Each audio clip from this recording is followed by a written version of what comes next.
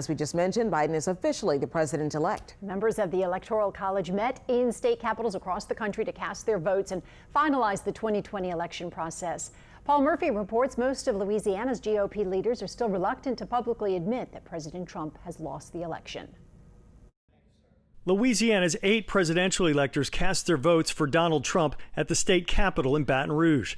Members of the Electoral College almost always vote for the state winner, and Trump won in Louisiana by an overwhelming margin. That we commend the historic work of President Donald Trump, and we proudly cast our votes for him. Democrat Joe Biden won 306 electoral votes during the November election to 232 for Trump. It takes 270 votes to be elected. Louisiana Republican leaders, including Congressman Steve Scalise and U.S. Senator John Kennedy, have not publicly accepted the Biden victory. Speaking on Fox News Sunday, Scalise said he will continue supporting efforts challenging the election results. There will be a president sworn in on January 20th, but let's let this legal process play itself out. U.S. Senator Bill Cassidy is the only top Republican in the state who admits Biden won.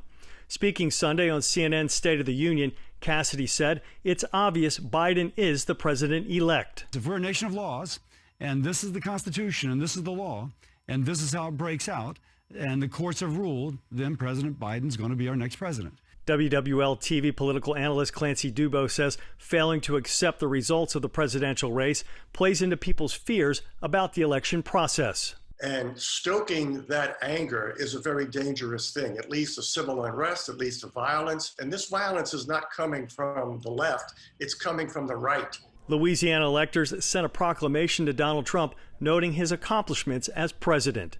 Paul Murphy, Eyewitness News.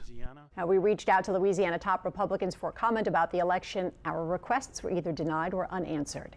So what is the Electoral College and why do we use it? It was a compromise created during the drafting of the Constitution between those who favored electing the president by popular vote and those who opposed giving the people the power to directly choose their leader.